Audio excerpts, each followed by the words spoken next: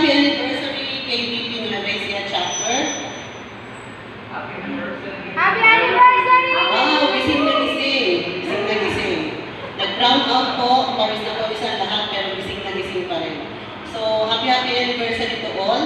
At kaya gusto ko mapakinggan kanina yung salita talumpati ng ating KBP President. For the first time, nagkaroon ng Presidente ang National, KBP National na galing sa Nueva Ecija. Palakpakan naman po natin ang Nueva Ecija. Siya po ay pinanganak 2 years bago, 3 years halos bago na-form ang KBP. So, habang nagsasalita siya, naaalala ko, noong finorm ang KBP, noong siya'y pinanganak, unang nag-top level po, ay nandun din siya, 2 months old, nahawakan ko pa ng chicken pox. So, buhat doon, bakit nandito pa ang KBP? Naalala ko po ang aming mga magulang ng ibang, hanggang ngayon ay patuloy, next generation na, second, third generation na, ay patuloy pa rin sa broadcast industry at patuloy na nagsisikap na buo pa rin ang KBP. Dahil sa values ng mga naunang generasyon na yun, yung mga founding members ng KBP, na hindi na inisip ang bawat network, ang bawat sarili, ang bawat pamilya, kundi ang industriya, kung paano tayo mananatili, pati yung freedom of speech, paano tayo magiging very effective sa ating community, at kaya nagkaroon po ng isang self-regulating body na tinatawag na KBP.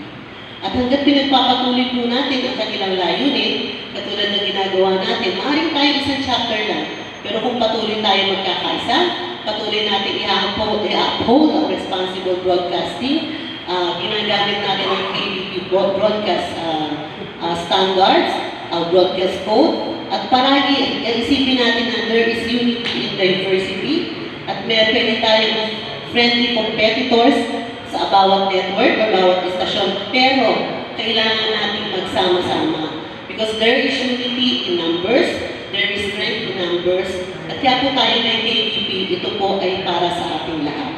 Para sa ating lahat at ang purpose ng broadcast industry sa bawat community. Sabi po nila dati, radio is dead. Pero ilang taon na po nilang sinasabi.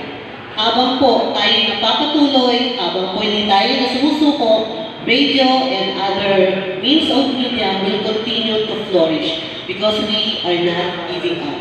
Kahit na po may ibang technology, may platform, tuloy-tuloy pa rin po tayo.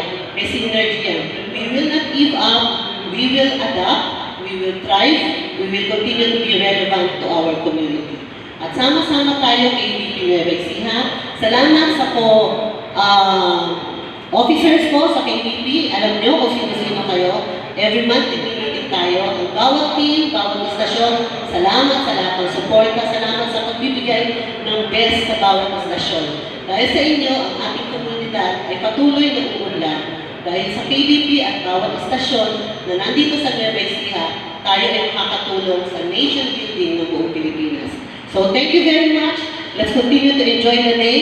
It might be warm, but let the love for one another be felt and let us continue being one as KBP Nueva Ecija chapter. Mabuhay KBP, mabuhay tayo. Thank you. God be the glory.